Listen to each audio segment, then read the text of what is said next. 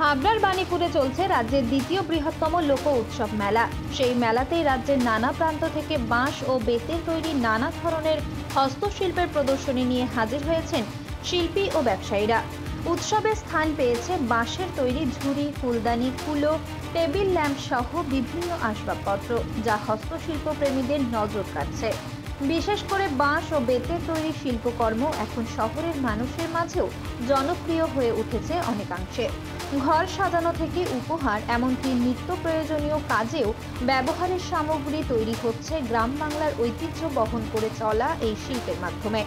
প্রধানত বাঁশ ও বেত ব্যবহার করে তৈরি হচ্ছে ঝুড়ি, ফুলদানি থেকে নানা নজর কাড়া হস্তশিল্প। শুধু গ্রামাঞ্চলেই নয়, শহরবাসীরাও এ ধরনের হস্তশিল্পের প্রতি আগ্রহ দেখাচ্ছেন ও কিনছেন। মুলিবাঁশ ও তল্লা বাঁশ দিয়ে তৈরি এসব হস্তশিল্প বর্তমানে দেশ বিদেশেও বিক্রির উদ্দেশ্যে যাচ্ছে। ফলে হস্তশিল্প বেঁচে থাকার পাশাপাশি লাভবান হচ্ছেন শিল্পীরাও।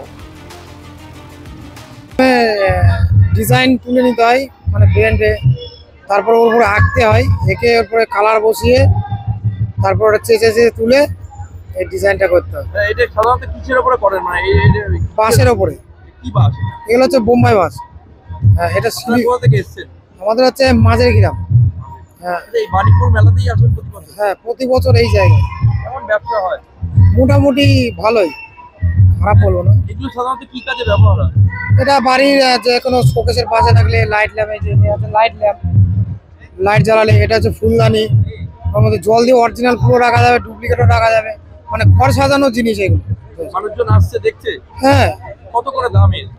এর আছে 1800 আছে, সেরকম আছে 2600 আছে, 3000ও আছে, যেরকম মানে ডিজাইন বুঝে। এটাই কি আপনাদের পেশা? বিশেষত্ব বলতে এখানে হাতের কাজ, বিভিন্ন ধরনের সব হ্যান্ডমেড জিনিস পাওয়া যায় এখানে। এটা এখানকার বিশেষত্ব।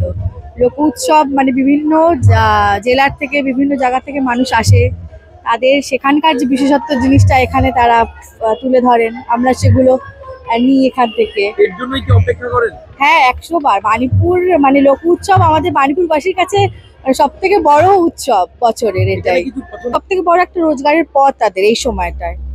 কারণ এই সময়টা এখানে অনেক দূর দূরান্ত থেকে আসে হস্তশিল্পীরা। ঠিক আছে। অগ্রদ্বীপ থেকে, অগ্রদ্বীপ বর্ধমান ডিস্ট্রিক্ট আমাদের। তা আমরা এগুলো নিয়ে আসি, ধরুন গাড়ি করে নিয়ে আসি সমস্ত বিভিন্ন রকমের প্রোডাক্ট।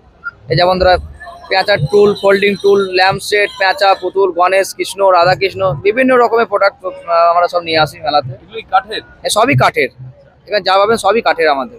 হস্তশিল্প, হস্তশিল্প, কাষ্ঠখোদাই শিল্প যেটা বলে আমাদের। এগুলো আপনারাই করেন? হ্যাঁ, আমরা সবই নিজে তৈরি। এই জায়গা থেকে এই প্রতি বছর কি বাণীপুর মেলা আসা হয়? হ্যাঁ, প্রত্যেক বছরই আমরা আসি।